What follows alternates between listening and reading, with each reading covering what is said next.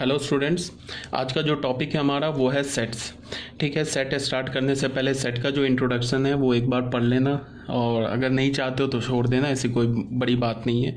ये बस ऐसे ही लैंग्वेज लिखा है, एक बार पढ़ लेना। थोड़ा बैकग्राउंड लिखा हुआ है यहाँ, सेट कहाँ किसने सेट का सबसे पहले सेट किसने डेवलप किया, सेट का पहले क्या डेफिनेशन था, फिर बाद में क्या मॉडिफाई हुआ, ये सब बात लिखी हुई है। ठीक है, इसे पढ़ना नहीं तो छोड़ देना। ठीक है, अब आ जाओ यहाँ पे इंपॉर्टेंट सेकंड जो पेज है यहाँ से आ जाओ। सेट को सबसे पहले हम लोग डिफाइन कर लेते हैं। सेट का डेफिनेशन क्या है? A set is a well defined collection of objects, it is generally represented by capital letters. Set होता क्या है? वेल डिफाइंड ऑब्जेक्ट्स के कलेक्शन को हम क्या बोलते हैं? सेट्स बोलते हैं। ठीक है, इसमें जो टर्म है ना, ये वेल डिफाइंड, ये इंपॉर्टेंट है। मतलब क्या कि आप कैसे ऑब्जेक्ट्स के कलेक्शन को आप सेट बोलोगे, वैसे ऑब्जेक्ट के कलेक्शन को सेट बोलोगे जो ऑब्जेक्ट वेल डिफाइंड हो। वेल डिफाइंड का क्या मतलब होता है? कि जिसका जो डेफिनेशन हो ना वो यूनिवर्सल हो, वो चेंज ना हो।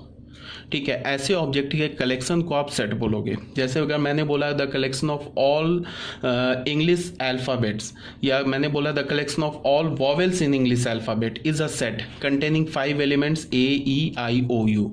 यहाँ पे क्या बोला जा रहा है कि जैसे हमें पता है ना कि इंग्लिश अल्फ़ाबेट्स में 5 वॉवेल्स होते हैं, AEIOU। तो ये जो हमारे पास जो वॉवेल्स है ना, ये वेल डिफाइंड है। चाहो तुम इंडिया में वॉवेल्स बोलो, चाहे तुम अमेरिका में वॉवेल्स बोलो, चाहे लंदन में वॉवेल्स बोलो, किसी भी कंट्री में ऑल ओवर वर्ल्ड में कहीं भी जाओ, वॉवेल्स यही 5 होते हैं, AEIOU। तो इसका मतलब इसका जो डेफिनेशन है ना वो यूनिवर्सल है।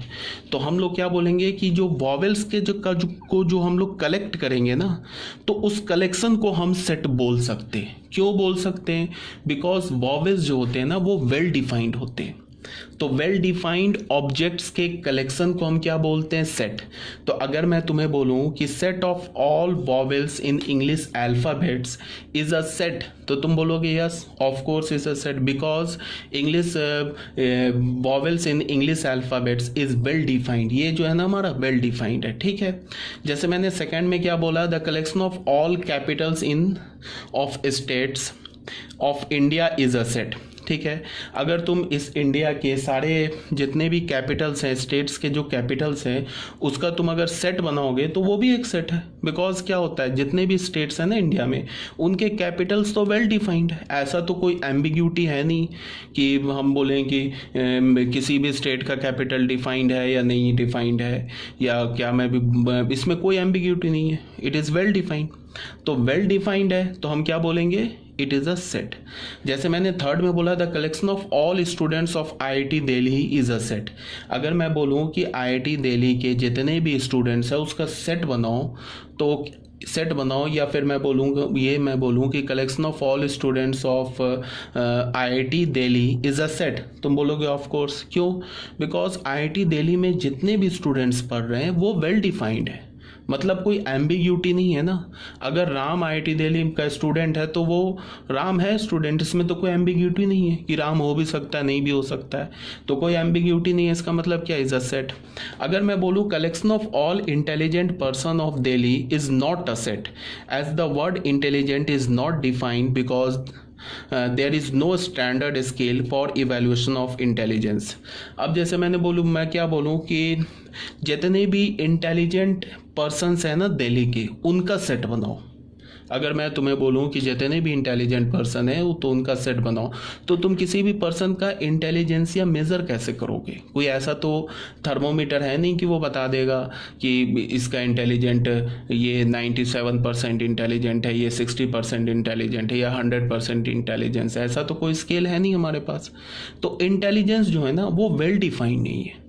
क्यों? बिकॉज तुम अगर किसी से पूछोगे कि X पर्सन इंटेलिजेंट है या नहीं है, तो कोई बोलेगा X पर्सन जो है वो इंटेलिजेंट नहीं है, कोई बोलेगा कि इंटेलिजेंट है।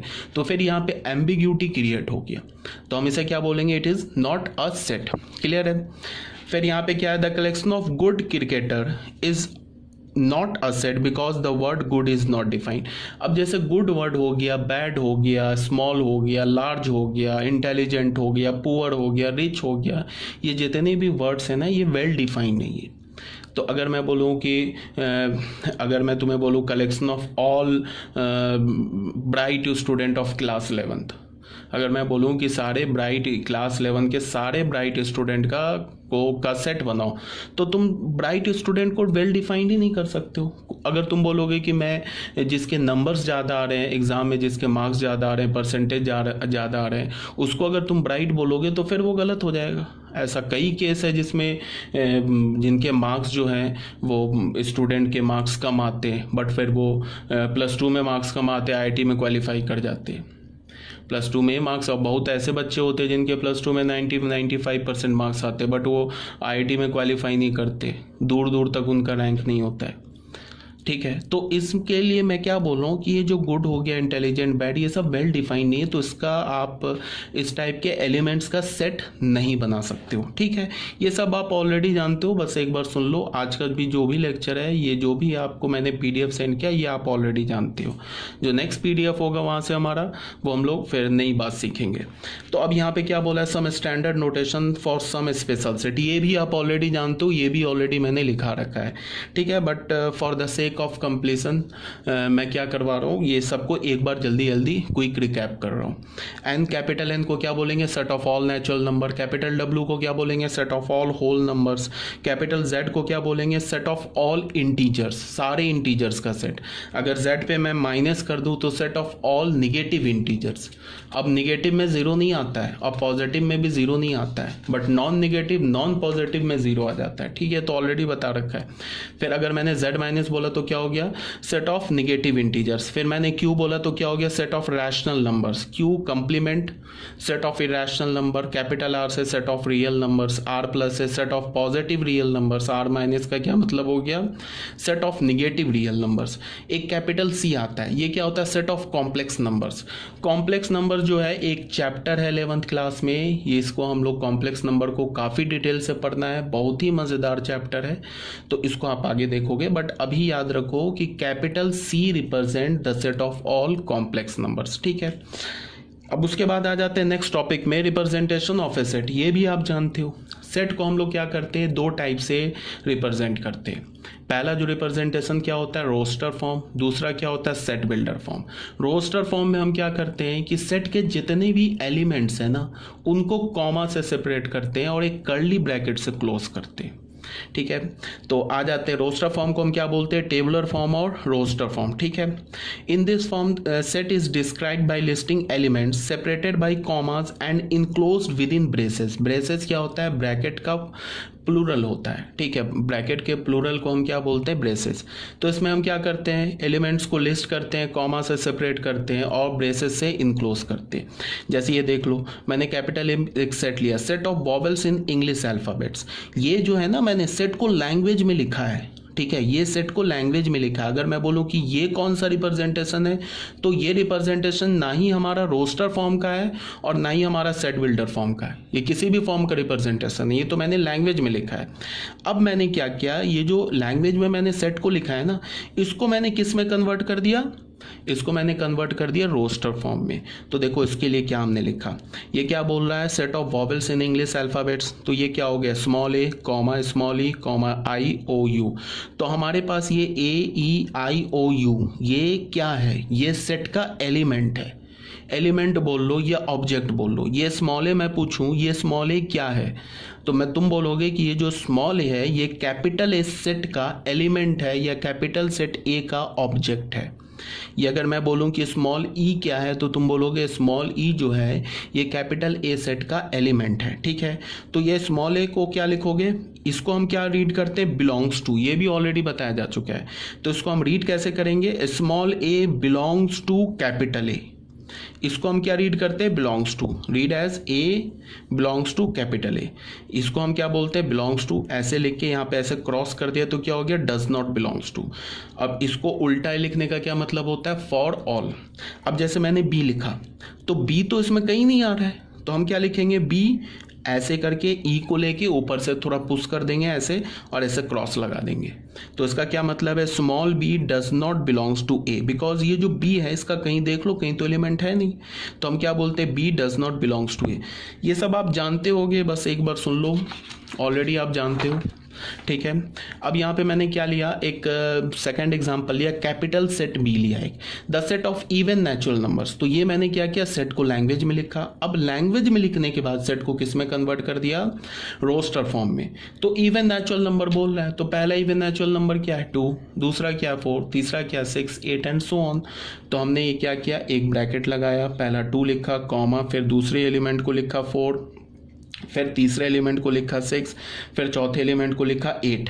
फिर हमने सोचा कि ऐसे करके कितने एलिमेंट्स लिखे। तो मुझे तो पता है कि जो इन्फानाइट ये इवन नेचुरल नंबर होते हैं वो तो इन्फानाइट होते हैं, तो हम सारे इन्फानाइट नेचुरल नंबर्स को तो लिख ही नहीं सकते।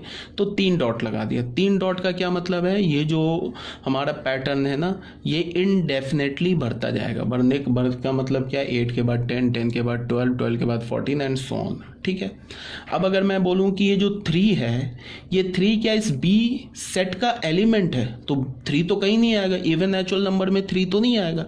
तो तुम क्या बोलोगे, 3 does not belongs to capital set B, 10 belongs to B. आगे जाओगे तो 8 के बाद दूसरा एलिमेंट, 8 के बाद नेक्स्ट एलिमेंट क्या होगा, बी होगा, 10 होगा। तो 10 belongs to capital set B.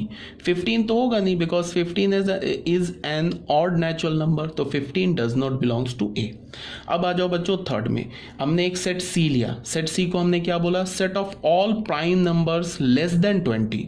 सारे प्राइम नंबर्स का सेट बनाओ जो 20 से छोटा है। तो हमने बना लिया 2, 3, 5, 7, 11, 13, 17 एंड 19। ये क्या है, सारे प्राइम नंबर्स का सेट है जो 20 से स्मॉलर है। तो ये था हमारा रोस्टर फॉर्म या सेट टेबलर फॉर्म। अब आ जाओ बच्चों सेट बिल्डर फॉर्म में। सेट बिल्डर फॉर्म में क्या होता है, इन दिस फॉर्म, ये सब जो है ना लैंग्वेज, देखो मैथमेटिक्स में क्या होता है कि कोई डेफिनेशन का मतलब नहीं होता है, मैथमेटिक्स का मतलब होता है कंसेप्ट। ये मैंने लिख दिया है, पहला चैप्टर है तो मैंने भी थोड़ा इंग्लिश लैंग्वेज यूज़ कर लिया ज़्यादा, बट इन सब का कोई बहुत मतलब नहीं होता। मेन होता है तुम्हारे दिमाग में कंसेप्ट होना चाहिए मैथ्स का, और क्वेश्चन सॉल्व होना चाहिए। क्वेश्चन सॉल्व कब होगा, जब प्रैक्टिस करोगे। ठीक है। अब इसमें क्या बोला जा रहा है, in this form of describing a set, a variable x which stand for each element of the set is written under braces, and then after giving semicolon और oblique line the property P x possessed by each element of a set is written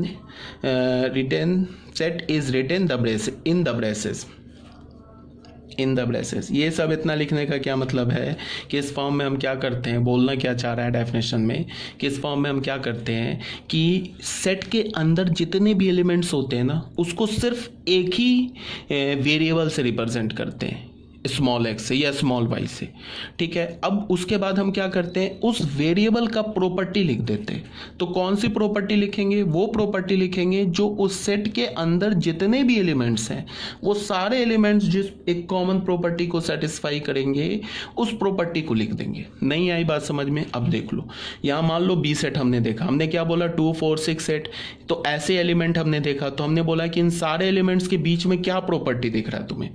तो मैंने क्या बोला है कि ये सारे elements जो है इवन नेचुरल नंबर है, तो मैंने ऐसे लिख दिया इसको। देख लो, मैंने बोला है कि all these numbers are even natural number. तो अगर मैं इस सेट बी को देखो, अगर मैं इसे रोस्टर फॉर्म में लिखूंगा, तो रोस्टर फॉर्म में क्या होगा, इसको ऑलरेडी बता रखा है, इसको हम क्या रीड करते हैं, द सेट ऑफ ऑल।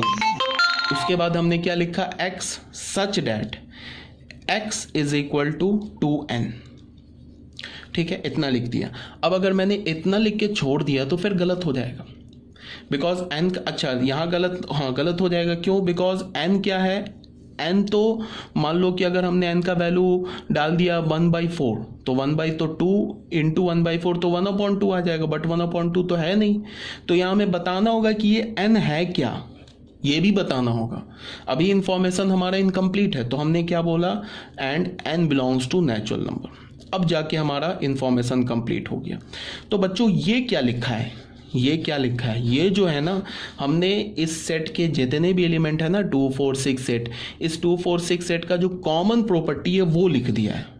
और ये x किसे रिप्रेजेंट कर रहा है, ये सारे एलिमेंट्स को 2, 4, 6, 8, इन सारे एलिमेंट्स को क्या रिप्रेजेंट कर रहा है, x। उसके बाद हम क्या करेंगे, x का कॉमन प्रॉपर्टी लिख देंगे, x की प्रॉपर्टी लिख देंगे। x क्या है, x इन सारे एलिमेंट्स को रिप्रेजेंट कर रहा है, 2 को भी, 4 को भी, 6 को भी, 8 को भी। और x इज इक्वल टू क्या हो गया, 2n, and n belongs to natural number. ठीक है। अब आ जाओ, जैसे हमने यही बात यहाँ पे लिखी हुई है, ठीक है। अब हमने क्या, इस सेट का जो हमारा जनरल स्ट्रक्चर क्या होगा, इसमें सेट बिल्डर फॉर्म में ए इज इक्वल टू ऐसे करके ब्रैकेट पढ़ा हमने, तो इस ब्रैकेट को क्या रीड करते हैं, इस ब्रैकेट को the set of all x such that P x holds,